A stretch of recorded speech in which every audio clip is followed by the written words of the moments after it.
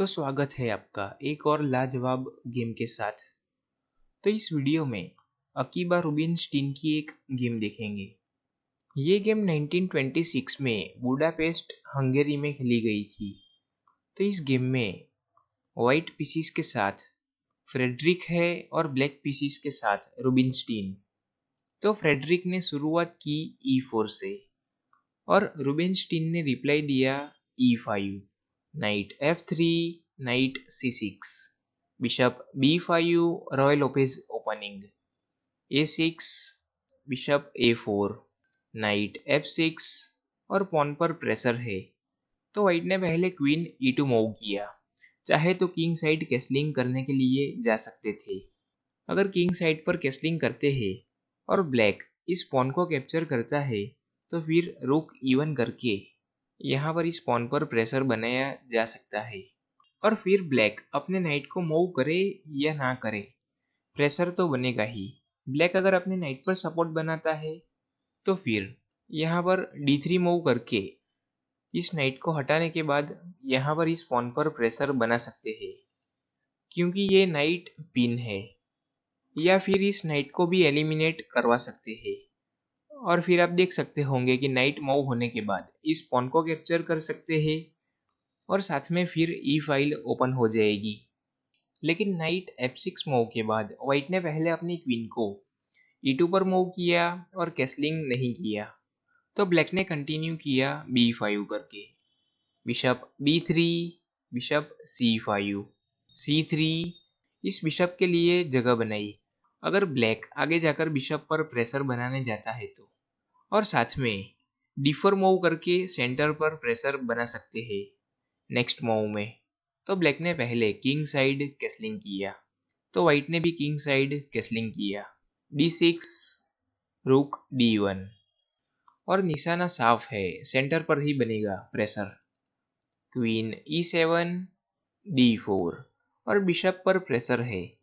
लेकिन ब्लैक ने इस पॉन को कैप्चर नहीं किया और पहले अपने बिशप को मूव किया B6 पर। ब्लैक अगर इस पॉन को कैप्चर कर लेता है तो फिर C takes D4 और इस बिशप को मूव करना ही पड़ेगा और बिशप के मूव होने के बाद नाइट C3 और इस पॉन पर सपोर्ट बनाया जा सकता है, आप देख सकते होंगे। तो ब्लैक ने पहले इस पॉन को कैप्चर ना करके अपने बिशप को मूव किया, बिशप B6, बिशप G5 और इस नाइट को पिन कर दिया। और साथ में व्हाइट यहाँ पर D5 मूव भी कर सकता था और नाइट पर प्रेशर बना सकता था, लेकिन व्हाइट ने D5 नहीं किया। तो ब्लैक ने पहले अपने नाइट को D8 पर मूव किया और आप देख सकते होंगे कि ब्लैक अपने नाइट को किंग साइड पर शिफ्ट करके इस बिशप पर प्रेशर बनाना चाहता है। और अभी भी चाहे तो व्हाइट यहाँ से पॉन को आगे मूव कर सकते हैं और इस E6 स्क्वायर को कवर कर सकते थे, लेकिन व्हाइट ने पहले नाइट H4 मूव किया। तो प्लान क्या रहेगा वो थोड़ी देर में आपको समझ में आ जाएगा। तो ब्लैक तो अपने नाइट को ही मूव करना चाहता है, तो ब्लैक ने नाइट E6 मूव किया, नाइट F5। तो इस नाइट के मूव होने से ये बिशप का रास्ता रोक दिया नाइट ने।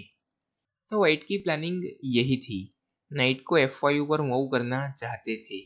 और साथ में आप ये भी देख सकते हैं कि व्हाइट के बिशप पर प्रेशर था और ये बिशप हैंगिंग है, बिशप पर कोई भी सपोर्ट नहीं है। उसके बावजूद व्हाइट ने पहले यहाँ पर अपने नाइट को F5 पर मूव किया और क्वीन पर प्रेशर बनाया। तो ब्लैक को अपनी क्वीन को मूव करना ही पड़ेगा। तो ब्लैक ने अपनी क्वीन को E8 पर मूव किया और ये एक गलती है। और अभी यहाँ पर इस पोजीशन में वीडियो पॉज करके सोचिए कि फ्रेडरिक ने क्या मूव किया होगा।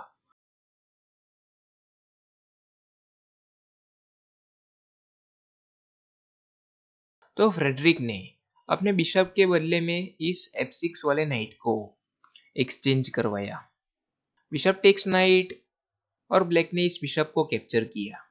और जी टेक्स बिशप के बाद आप देख सकते होंगे कि ब्लैक का किंग अभी वीक हो चुका है। और अभी एक और आखिरी बार वीडियो पॉज करके सोचिए कि फ्रेडरिक ने क्या मूव किया होगा। जिसके बाद ब्लैक ने रिजाइन ही कर दिया।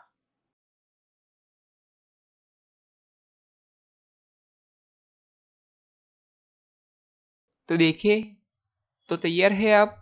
चलो देखते हैं। तो फ्रेडरिक ने फाइनल मूव किया और इस नाइट को ही एलिमिनेट करवा दिया।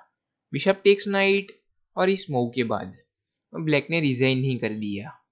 तो रिजाइन की वजह यह है कि ब्लैक अपने बिशप से इस बिशप को कैप्चर करने जाता है।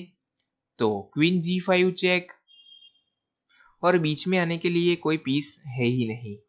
तो किंग के मूव होने के बाद क्वीन G7 और चेकमेट ही है, आप देख सकते होंगे।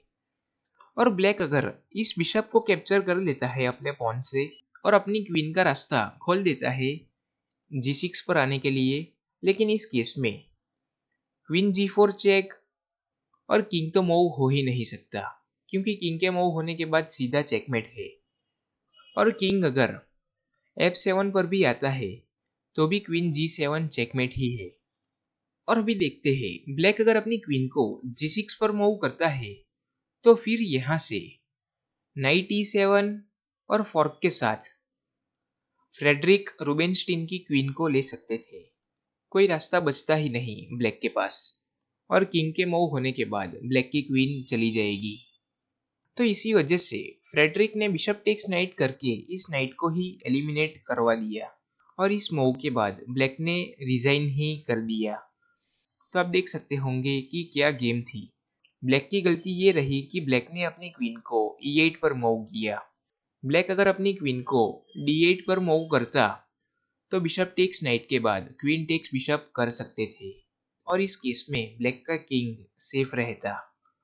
तो बिशप टेक्स नाइट के बाद ब्लैक ने रिजाइन ही कर दिया।